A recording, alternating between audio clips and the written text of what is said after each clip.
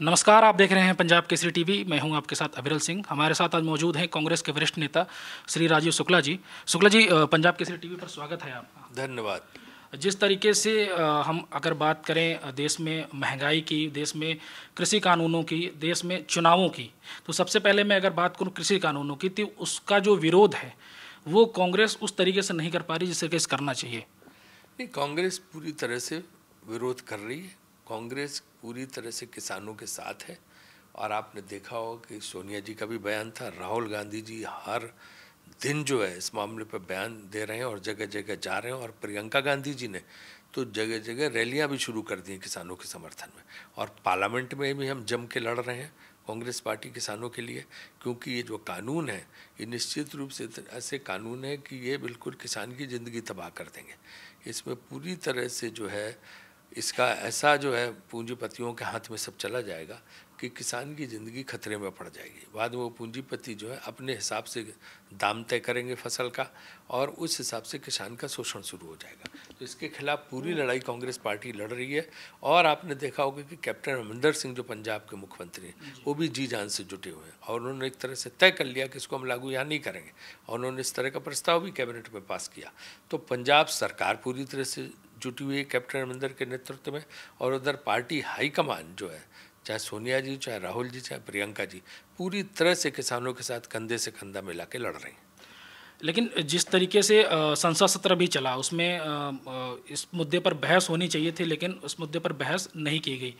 वो उसको आप किस तरीके से देखते हैं? क्या मानते हैं कि यह तानाशाही तरीके से संसद के सत्र को छोटा किया जा रहा है और जिन अहम मुद्दों पर बातचीत होनी चाहिए थी उन मुद्दों पर बातचीत नहीं की जा रही है? देखिए, बहस संसद में हुई, हमने कोऑपरेट किया कि बहस करके सारी बातें रखें वहाँ पे, और राज्यसभा में बहस हुई।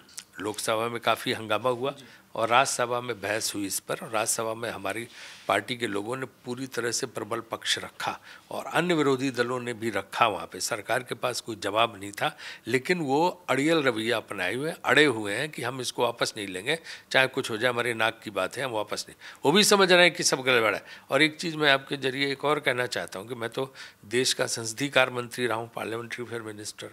जब आप क्लास बाई क्लास डिस्कशन करने को तैयार हो बिल पे, जब आप बिल में संशोधन के लिए तैयार हो, तो आप इसको वापस लेने की बात क्यों नहीं करें? क्योंकि जब नया बिल आता है, आप जब संशोधित बिल आएगा या उसमें क्लास बाई क्लास संशोधन होगा हर उसके खंड में, पैरा में, तो फिर जो वो तो बिल पहला वाला तो वापस ही लेना पड़ता है। उसके बाद जो है दूसरा नया आप संशोधित बिल इंट्रोड्यूस करते हो, तो इसमें कौन सी, तो आपको वैसे भी करना पड़ेगा। अगर उन्हीं की बात मान लें मंत्री जी की, तो भी आपको संशोधित बिल नया लाना पड़ेगा।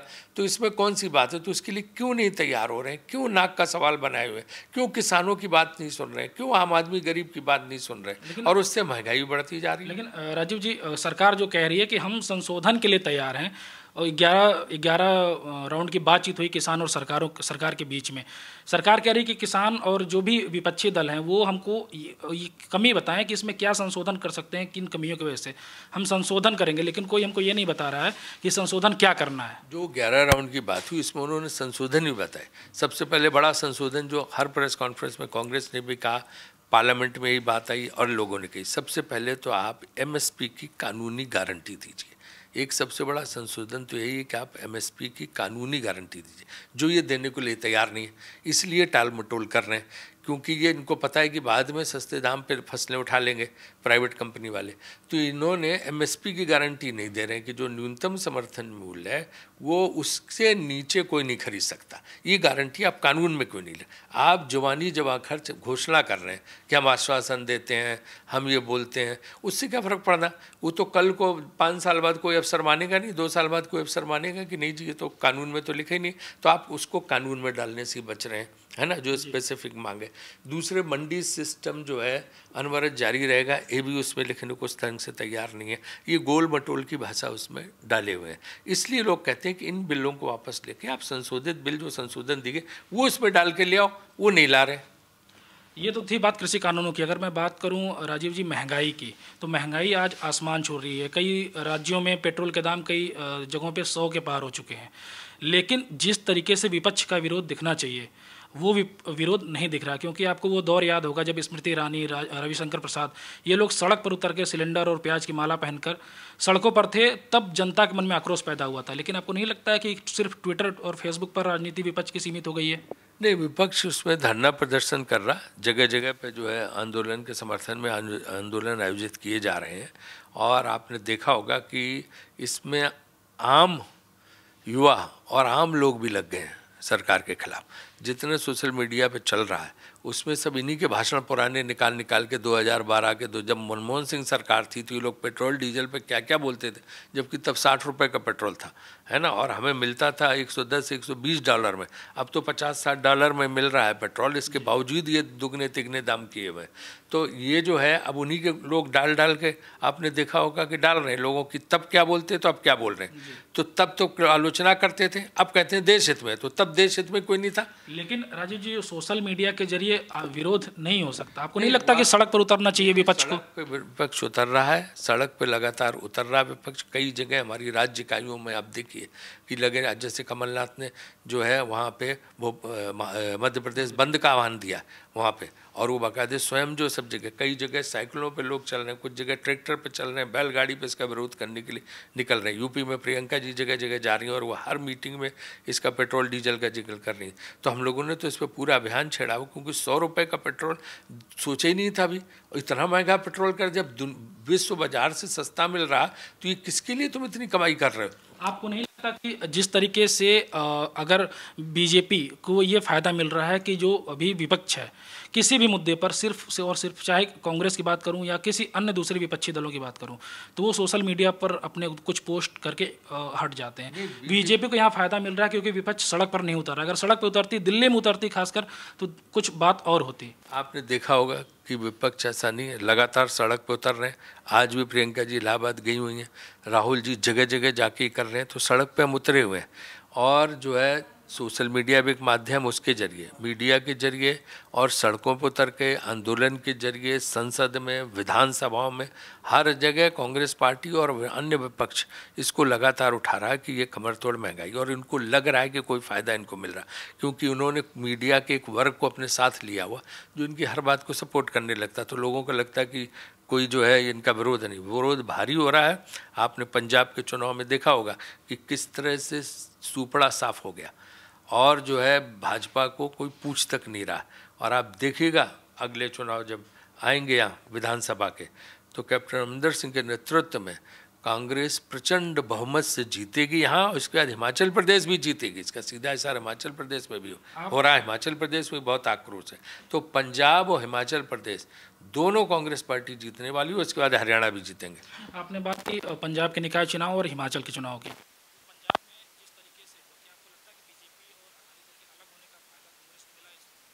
नहीं, इस समय तो एक तरफा देखिए 80% में कांग्रेस है, 20% में बाकी दल है वहाँ पे। तो इसलिए जो है ये जो समर्थन, जन समर्थन है, वो कैप्टन अमरिंदर सिंह की सरकार के लिए, उनका जो स्टैंड है उन्होंने जो लिया, और किसानों के मामले पे जो उन्होंने कदम उठाया, और इसके बाद जिस तरह से वो लोग विकास कर रहे हैं, तो इन सारी चीज़ों को ध्यान में रखते हुए जनता का पूरा समर्थन जो है यहाँ की कांग्रेस सरकार को है, और वो दोबारा सत्ता में यहाँ आएगी। मैंने आपको बताया हिमाचल से भी मुझे पूरा ये फीडबैक है कि हिमाचल में आने वाली, और आगे हरियाणा में भी आएगी। तो आप देख लीजिए कि किस पूरे इलाके में कांग्रेस की सरकार वापस आएंगी। आपने बात की हिमाचल की, तो आप हिमाचल के प्रभारी हैं, लेकिन अभी दिसंबर में वहाँ जो निकाय चुनाव हुए थे, वहाँ कांग्रेस को सिर्फ और सिर्फ 2 सीटों पर बढ़त मिल पाई थी।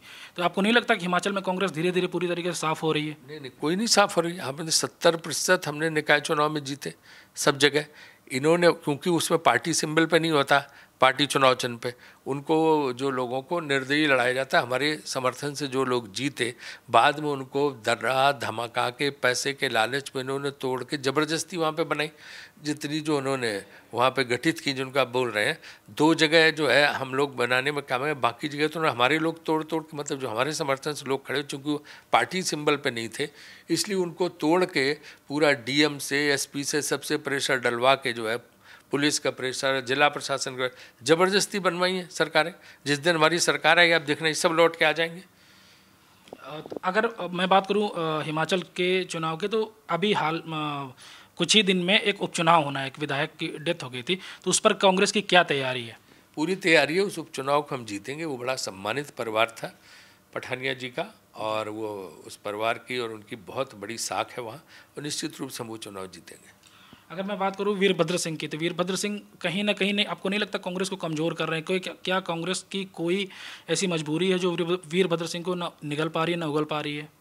वीरभद्र सिंह कांग्रेस को मजबूत कर रहे हैं, वो कांग्रेस को कमज़ोर नहीं कर रहे हैं। हर चीज़ में, हर बात में, हर कदम पे वो सहयोग देते हैं। लेकिन कहीं ना कहीं गुटबाजी काफ़ी है हर हिमाचल में। कदम पे सहयोग देते हैं वो। कहीं से वीरभद्र सिंह कांग्रेस को नहीं कमज़ोर कर रहे हैं। हम लोग उनके बराबर संपर्क में, हर चीज़ में सहयोग देते हैं।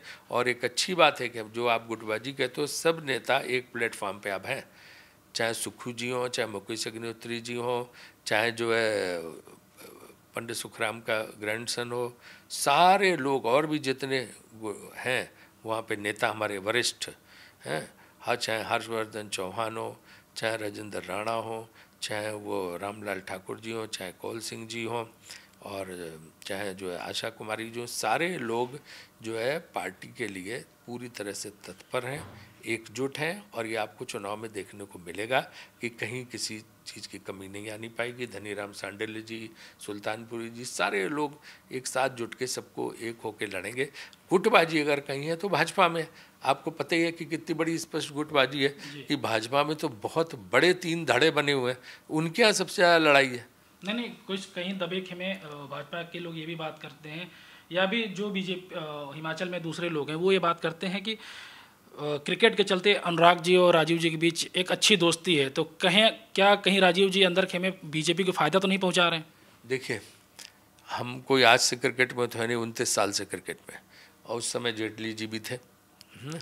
और क्रिकेट में जो है हमारे बीसीसीआई में कभी भी पार्टी पॉलिटिक्स नहीं होती। सब दल के लोग, शरद पवार साहब भी थे उसमें, थे सिंधिया जी भी थे, अभी राजस्थान के मुख्यमंत्री जी का भी बेटा है अजरुद्दीन है वहाँ हैदराबाद से। उसमें हम लोग पार्टी पॉलिटिक्स नहीं लाते, ना वहाँ पार्टी पॉलिटिक्स डिस्कस होती। वहाँ एक अलग भूमिका रहती है, या एक अलग भूमिका रहती है, और उसका कोई लेना देना नहीं रहता कि क्रिकेट पॉलिटिक्स का असर हमारे राजनीतिक निष्ठा पे आए। हमारी राजनीतिक निष्ठा पूरी तरह से कांग्रेस के साथ रहती है, वो हम बात भी नहीं करते हैं। अनुराग जी की और इन लोगों की निष्ठा अपनी भाजपा के साथ रहती है। वो कभी इस तरह की चीज़ का कोई स्पेशल नहीं। आपने देखा हो जेटली जी होते थे, हम भी वाइस प्रेसिडेंट भी सही के थे, जेटली जी वाइस प्रेसिडेंट थे, कभी इस तरह कोई बात नहीं है कि ये हो। वहाँ एक अलग चीज़ है, यहाँ एक अलग चीज़ है। राजीव जी, अगर मैं बात करूं कांग्रेस की, तो कांग्रेस अध्यक्ष की तलाश काफ़ी दिनों से चल रही है, लेकिन वो कहीं ना कहीं सिर्फ सोनिया गांधी और राहुल गांधी पर आकर अटक जाती है। लेकिन सोनिया गांधी ने त्यागपत्र दे दिया, राहुल गांधी अभी बनने को तैयार नहीं है, तो क्या बिना अध्यक्ष के पार्टी आपको नहीं लग रहा धीरे धीरे कमज़ोर होती जा रही है? देखिए, पिछली वर्किंग कमेटी की मीटिंग में तय हो गया है, शेड्यूल इलेक्शन का आ गया है मई जून का, और मई जून का जो शेड्यूल आ गया उसमें जो है अध्यक्ष निर्वाचित हो जाएगा। इस इशू पे अब कोई विवाद रह नहीं गया।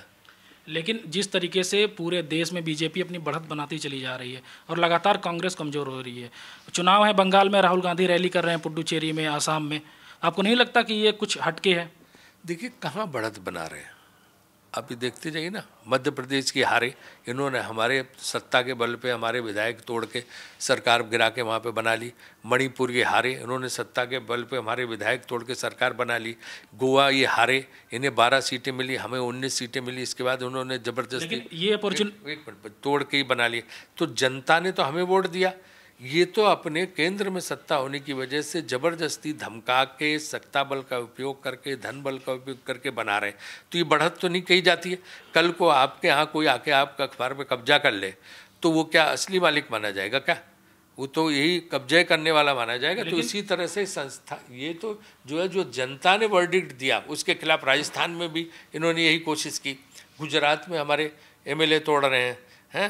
महाराष्ट्र में हमने इनकी जो है हरकत को किसी तरह से काबू किया। झारखंड में ये हारे, महाराष्ट्र में आप ये देखिए कि वहाँ हमारी सरकार बनी, और गुजरात में एक बार 99 सीट पे हम लीड कर रहे थे। तो ऐसी बात नहीं है। मध्य प्रदेश हम जीते, राजस्थान हम जीते, छत्तीसगढ़ हम जीते, झारखंड हम जीते हैं, यदि आपने देखा हो। और तो इसलिए जो है, और बिहार में भी अगर देखो तो असली जीत तेजस्वी के नेतृत्व में गठबंधन की है। हैं, आपके तो नज़दीक है बनारस जहाँ आपके रहने वाले हैं, वहाँ से आप देखिए कि कितना वहाँ पे असली तो सिंगल लार्जेस्ट पार्टी हुई है, कहीं 100 से हरा दिया, कहीं 200 सीट से ज़बरदस्ती कलेक्टरों ने मिल के 2 4 5 सीटें इधर उधर कर ली, तो इससे वो सरकार बनाई ज़बरदस्ती की। लेकिन 70 साल तक इस देश पर शासन करने वाली कांग्रेस पार्टी को एक समुद्र कहा जाता था, जिसमें सारी धाराएं आकर मिलती थी, चाहे वो दक्षिण पंथ हो, चाहे वो वाम पंथ हो, चाहे वो राइट विंग हो। लेकिन आज का समय ऐसा है, ये दौर इतना खराब आ गया कांग्रेस पार्टी के लिए कि उसको दूसरे दलों को सपोर्ट करना पड़ रहा है। दूसरे राज्यों में अगर मैं बात करूं महाराष्ट्र की, तो वहाँ अघाड़ी सरकार है, वहाँ लगातार कांग्रेस और शिवसेना के नेताओं में, विधायकों में एक दूसरे पर छीटाकशी हो रही है। तो आपको नहीं लगता कि ये कांग्रेस का धीरे धीरे कई पतन काल शुरू हो रहा है? नहीं, पतन काल नहीं, जिस तरह के एक राजनीति में जब आते हैं कोई भी दल, तो उससे दोनों स्थितियों का सामना करना पड़ता है, विपक्ष का भी और सत्ता पक्ष का भी। कभी सत्ता में है, कभी विपक्ष में है। कांग्रेस ने दोनों भूमिकाओं में साबित करके दिखाया कि हम दोनों भूमिकाओं में रहने के लायक हैं। जब विपक्ष में है तो विपक्ष का धर्म का निर्वाह करती है, सत्ता में सत्ता पक्ष के धर्म, लेकिन जिम्मेदारी के साथ निर्वाह करती है। इसलिए जो है इन सबसे कुछ फर्क नहीं पड़ता।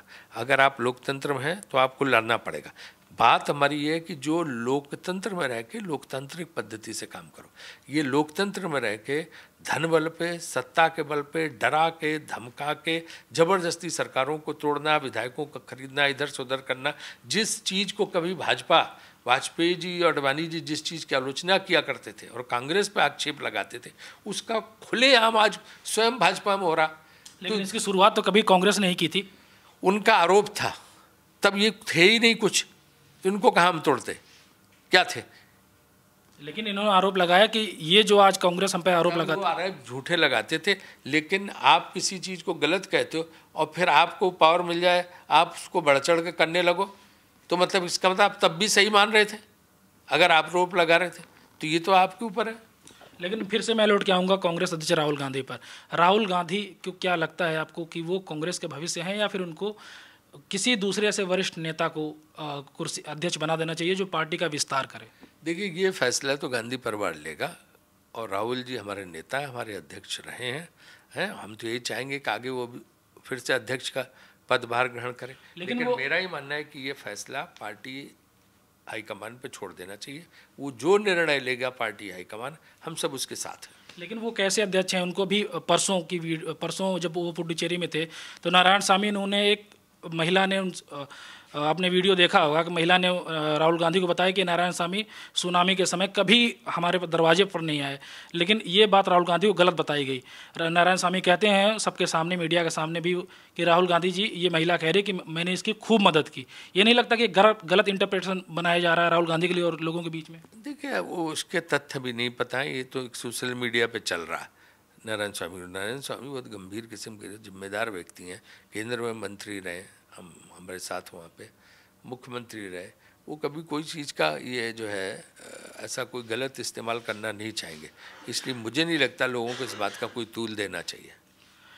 राजीव जी, बंगाल चुनाव पर हम बात कर रहे हैं। नारायण स्वामी की सरकार भी गिराने में लगे हो, उनके एमएलए भी तोड़ रहे हैं, तो आप उसकी तो आलोचना करो। नहीं, आलोचना हम सबकी कर रहे हैं। अगर हमारे साथ कोई बीजेपी का होता तो हम उनसे पूछें। नहीं, बिल्कुल नहीं सर, नहीं घबराए नहीं है सर। आप खुल के इनकी आलोचना करें। उनका आप पुडुचेरी में सरकार करने की कोशिश कर रहे हो, भी नहीं आप बोल रहे हो। मध्य प्रदेश में तोड़ी, भी नहीं। राजस्थान में मुंह की खानी पड़ी, वहाँ कोशिश की, वहाँ नहीं। मैं धीरे धीरे आ रहा था, एमएलए तोड़े वहाँ, तो उद्धव ठाकरे जी और शरद पवार ने जोड़ लगा के हैं, और कांग्रेस ने मिलकर वहाँ पे इनको एक शिकस्त दी, है ना। तो ये जो है इनके तो काम, ये मणिपुर में तोड़ी, गोवा में तोड़ी, हर जगह यही काम थी इनकी कड़प।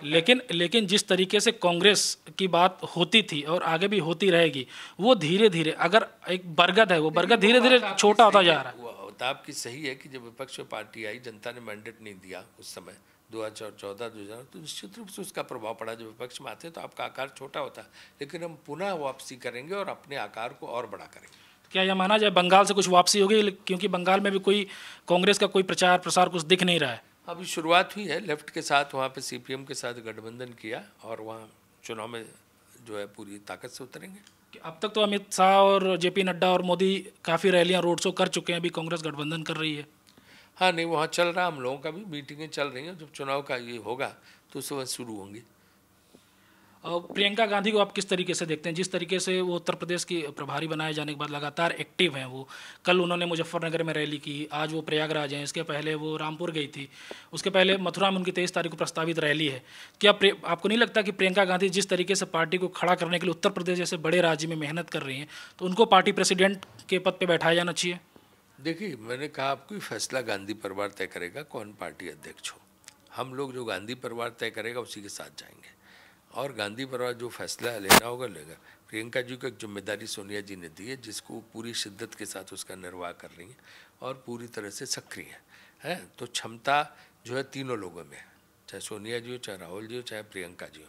फैसला गांधी परिवार का, वो जो तय करेंगे हम लोग उसके साथ हैं। लेकिन जिस तरीके से बीजेपी अपने संगठन को बूथ स्तर से लेकर प्रधानमंत्री स्तर तक सबका कार्य बटा हुआ है, क्या आपको नहीं लगता कांग्रेस में भी कुछ ऐसे कमेटियों का गठन किया जाना चाहिए जो लगातार जनता के बीच में रहें? क्योंकि जो कहा जाता है कि बीजेपी और आरएसएस लगातार काम करते रहते हैं, पूरे साल चुनावी मोड में रहते हैं, और कांग्रेस सिर्फ चुनाव के वक्त एक्टिव होती है, तो इससे कहीं ना कहीं नहीं आपको लगता है पार्टी कमज़ोर हो रही है? कुछ ऐसे कमेटियाँ बनाई जानी चाहिए। ये तो देखो आरोप है, ऐसा कुछ भी नहीं है। हमारी से जगह जगह कमेटी है, जगह जगह संगठन है, बूथ लेवल पर कमेटी बन रही है, बूथ लेवल पर संगठन, रात दिन आईसीसी से लोग सक्रिय रहते हैं, प्रदेश कांग्रेस कमेटी में लोग सक्रिय रहते हैं, हर जगह संगठन बनाया हुआ है। तो ऐसी बात नहीं है कि जो है कि उन्होंने सिर्फ कमेटियां बनी, हर जगह हमारी कमेटी बनी। हमने तो चुनावी हिमाचल में आपने देखा होगा, मैंने हर चुनाव के लिए कमेटी बनाई, तो सबकी वो कमेटी बन रही है, सारी सक्रियता है। ये तो खाली दुष्प्रचार है जो लोग करते हैं, उस दुष्प्रचार में अब जैसे गंभीर पत्रकार को नहीं फंसना चाहिए। नहीं, गंभीर पत्रकार को नहीं फंसाना चाहिए, मैं फंस नहीं रहा हूँ राजीव जी। लेकिन एक बात ये भी है कि आप बार बार ये कह रहे हैं कि या कांग्रेस का कोई भी नेता ये कहता है कि कांग्रेस अध्यक्ष का फैसला या भी जो भी कमेटी बनाने का फैसला को गांधी परिवार लेगा।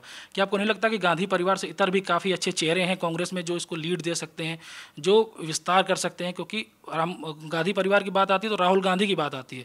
राहुल गांधी ऑलरेडी फेल हो चुके हैं, उनको कमान में नहीं लोकसभा चुनाव की, कई राज्यों में विधानसभा चुनाव की, लगातार पार्टी का स्तर गिरता गया। राहुल गांधी लगातार अब खुद को फेल्योर साबित कर रहे हैं। देखिए, जहाँ जहाँ हम चुनाव हारे उसके लिए हम सब जिम्मेदार हैं। आप राहुल गांधी पे खाली क्यों डाल देते हैं? लेकिन वो कितना संघर्ष करते हैं, कितना जुटे रहते हैं, कितनी मेहनत करते हैं, वो तो पूरी सी, बाकी तो जनता का वर्डिक्ट होता है कि जनता क्या कहती है, लेकिन वो लगातार सक्रिय रहते हैं। और इसके बाद गांधी परिवार के इतर जो है उनका तो इतना संघर्ष है गांधी परिवार का 70-80 साल का कि आप सोच नहीं सकते हैं। और उसके बाद जो है उन्होंने इस पार्टी को नेतृत्व देने का पूरा प्रयास कर रहे हैं, तो ये अच्छी बात है। और वो पार्टी में जो दूसरे लोग हैं जो गांधी परिवार से नहीं, उनको भी पूरा अवसर मिल रहा है, उनको भी सब जगह ही है। अब देखो ना कि लीडर ऑफ द हाउस जो है वहाँ पे लोकसभा में leader of Congress party Lok Sabha में गांधी परिवार से तो नहीं है, leader of the Rajya Sabha Congress party का गांधी परिवार से तो नहीं है। तो वो सब तो ऐसे बेकार की बातें लोग कहते हैं। तो वो हर जगह जो है वर्किंग कमेटी में बहुत से लोग हैं जो गांधी परिवार के, तो सब नहीं है, तो बहुत कम। मई जून तक नहीं है, सबको मौका मिल रहा है। मई जून तक ये फैसला मनमोहन सिंह जी को 10 साल प्रधानमंत्री, लेकिन उनको आखिर में रबर स्टैम्प कहा गया कि वो सोनिया गांधी के कहने पे जी ने उनको 10 साल प्रधानमंत्री के लिए अनुरोध किया और उनको 10 साल प्रधानमंत्री रहे। वो गांधी परिवार से तो नहीं थे, क्योंकि द एक्सीडेंटल प्राइम मिनिस्टर जो बुक आई थी उसमें ये साफ मत जाओ एक्सीडेंटल प्राइम मिनिस्टर, बुक तो कोई भी लिख सकता है, बुक तो आप भी लिख सकते हो। लेकिन असलियत है कि मनमोहन सिंह जी मजबूत प्रधानमंत्री थे, पूरी तरह प्रधानमंत्री थे, कोई कठपुतली प्रधानमंत्री नहीं थे। मैं तो उनके अंडर में मिनिस्टर था, है, मैं देखता था, पूरे सारे निर्णय लेते थे, बनाया हुआ था उनको वीक प्राइम मिनिस्टर करने, तो बिल्कुल वीक प्राइम मिनिस्टर नहीं। जिस आदमी ने इतने आर्थिक सुधार लागू किए, इतने काम किए, न्यूक्लियर डील की, दुनिया भर के तमाम काम किए, उसी के ज़माने का मनरेगा है, उसी के ज़माने का फूड सिक्योरिटी बिल है, इतने सारे काम करने के बाद वो जो कठपुतली थे। लेकिन मोदी जी ने कोई नई योजना लागू की, सब कांग्रेस की योजना। मोदी जी ने संसद में कहा था कि मनरेगा को वो जीवित रखेंगे। हाँ, उन्होंने तो मनरेगा की आलोचना करते थे, फिर मनरेगा मान लिया उन्होंने। ये जो डायरेक्ट कैश ट्रांसफ़र जो बैंकों में हो रहा, ये भी मनमोहन सिंह जी के ज़माने का, प्रणब बाबू वित्त मंत्री होते थे उस समय के ज़माने का प्रोग्राम है। वहाँ पे ये जो है आपका जो है किसानों की कर्ज माफ़ी मनमोहन सिंह सरकार के ज़माने में कांग्रेस सरकार ने की, किसान बहुत खुश हुए। जितने भी जो है इस तरह से फूड सिक्योरिटी बिल के हर एक को जो है सस्ता अनाज मिले, ये सारा बिल कांग्रेस ज़माने। इन्होंने नया क्या किया, उन्हीं को उठाड़े नाम बदल के और अपनी प्रचार। आखिर इनके बढ़त की वजह क्या है? भारतीय प्रचार कमेटी है, सिर्फ हर चीज़ का प्रचार लेना। पता चला काम किया आपने, है ना, और जो है प्रचार अपना ले जाएंगे कि जो है ये मैंने जो है ये किया, फिर मेरी वजह से जो है ये चैनल और ये अखबार जो है ऊपर उठा। हर चीज़ के श्रेय खुद लेने के चक्कर में। तो लेकिन श्रेय तो जनता को भी, अगर वो झूठा श्रेय लेते हैं तो जनता उनको चुनाव में बता देती है। लेकिन आप देखिए उत्तर से लेकर दक्षिण, जैसे जब प्रखर पत्रकार सही बात लाएंगे तो नहीं होगा। हमारे यहाँ तो ये हो रहा है ना कि वो दबाव की वजह से कई पत्रकार भी उन्हीं की बात कहने लगते हैं जो जानते हुए कि सच नहीं है, पीठ पीछे कुछ बोलते हैं और चैनल में बैठ के कुछ बोलते हैं, तो क्या करोगे? आपके जीवन जो है काफ़ी संघर्षों से रहा। आप एक पत्रकार थे और उसके बाद आप राजनीति में आए, तो आपको क्या लगता है कि ये जो पत्रकारिता का जो काल है, जो आप बार बार कांग्रेस पार्टी और आप खुद आरोप लगा रहे हैं कि कुछ लोग गोदी मीडिया हो गए, कुछ पत्रकार सिर्फ उनकी बातें करते हैं, तो क्या आपको लगता है कुछ कानून बनाए जाने चाहिए, कुछ सुधार करने चाहिए? देखिए, कानून सुधार की ज़रूरत नहीं है। मैं तो रहा हूँ अरसे तक पत्रकार।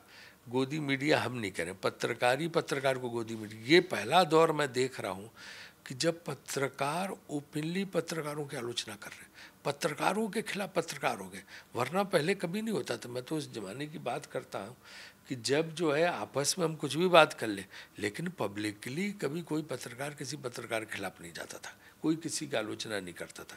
आज पत्रकार के खिलाफ मोर्चा खोले कि हम इनके पत्रकार हैं, तुम इनके पर। ये तो पहली बार मैंने सुना कि हम इनके पत्रकार, तुम उसके पत्रकार, हम उनके खास हैं, तुम इनके खास हो।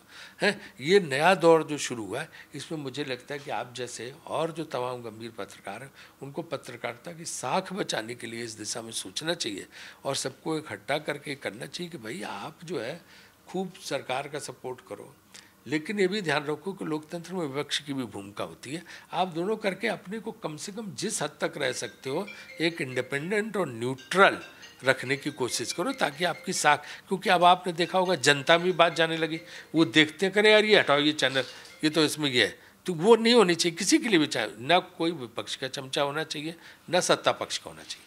लेकिन आपको इसमें क्या दिखता है कि कहाँ क्या गलत हो रहा है? और गलत ये हो रहा है कि लोगों ने साइड्स ले रखी। जो काम पत्रकारिता का मतलब निष्पक्षता।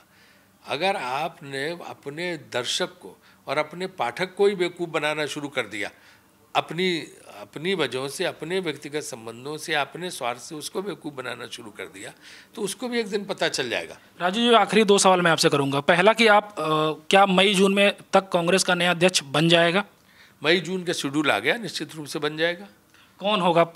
कुछ ये अभी कुछ नहीं कह सकते, उस समय सबके लिए ओपन है। जो सोनिया गांधी अब बनेंगी नहीं, राहुल गांधी और प्रियंका गांधी 2 ही ऑप्शन है। जो है उसमें तो पूरी चुनाव प्रक्रिया जो भी भरना चाहे भर सकता है। लेकिन पिछली जो CWC की बैठक हुई थी उसमें काफ़ी हंगामा हुआ था, गहलोत और काफ़ी दूसरों के बीच काफ़ी तीखी बहस हुई थी, राहुल गांधी को इंटरफेयर करना पड़ा। देखिए, हमारे यहाँ ये लोकतंत्र है, जब वर्किंग कमेटी हुई थी सब अपने विचार रखते हैं। ऐसा थोड़ा होता कि एक ने कह दिया बाकी सब चुप बैठ गया कि जी हुजूर। हमारे यहाँ तो राजस्थान और मध्य प्रदेश की बात करूँ तो राजस्थान में जो गुटबाजी हुई थी सचिन पायलट और अशोक गहलोत के बीच, क्या वो सेटलमेंट हो गया है या अभी भी गुटबाजी चल रही है? सेटलमेंट हो गया, वो निश्चित सेटलमेंट क्या, वो पूरा मामला शांत हो गया और सचिन पायलट जी रोज रैली कर रहे हैं, समर्थन कर रहे हैं, सब जगह वो जा रहे हैं और कांग्रेस के लिए पूरी ताकत से जुटे हुए हैं। क्या सिंधिया वापस कांग्रेस में आएंगे? ये तो हम सिंधिया जी से पूछे, मुझसे क्यों पूछ रहे? अच्छा, आखिरी सवाल, मोदी और शाह को आप कहाँ देखते हैं? मोदी जी प्रधानमंत्री हैं, शायद साहब गृह मंत्री हैं, क्योंकि ये लगातार कांग्रेस को कमजोर कर रहे हैं। वो तो उनका काम है। जब वो एक दूसरी पार्टी में है तो निश्चित रूप से अपने खिलाफ पार्टी को कमज़ोर करने की कोशिश करेंगे। उनका काम हमें कमज़ोर करना, हमारा काम उन्हें कमज़ोर करना है, इसमें विवाद कहाँ है। धन्यवाद राजीव शुक्ला जी। राजीव शुक्ला जी थे जो अपने काफ़ी व्यस्ततम समय में से हमारे लिए समय निकाले, उन्होंने काफ़ी बेबाक सवालों के जवाब दिए। और आप धन्यवाद राजीव शुक्ला जी हम आपका करते हैं। पंजाब केसरी टीवी आपका धन्यवाद करता है। आप देखते रहिए पंजाब केसरी टीवी।